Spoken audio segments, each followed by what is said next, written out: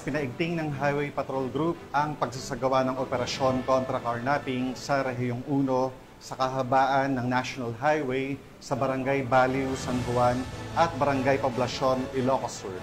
Ibabalita yan ni Patrolman Mark Roland Feliciano.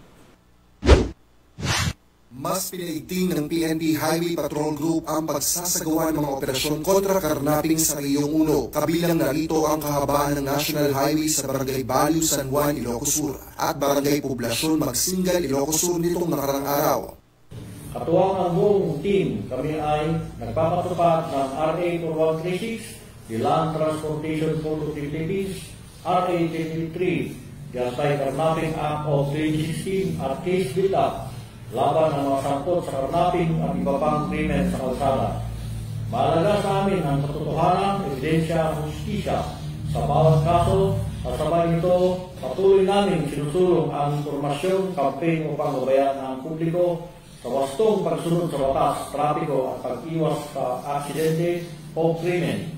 Ako po at ang buong Highway Patrol Group at dito sa Provincial Highway Patrol Team Ilocos Sur ay matapat na nagsisilbi bilang inyong guardian of the highways para sa ligtas, disiplinado at maayos na lansangan.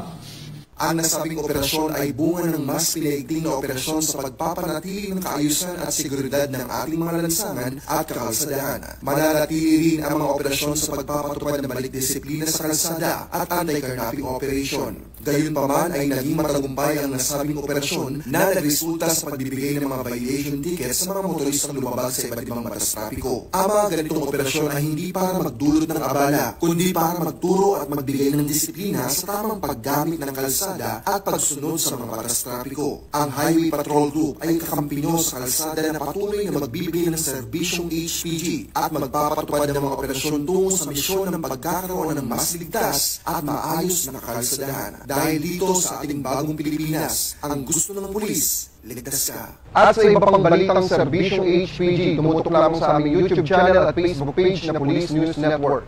Mula sa tanggapan ng kakampi nyo sa kalsada, ako po si Patrolman Mark Roland Feliciano para sa Police News Network. Alagad ng batas, tagataguyod ng balitang pulis.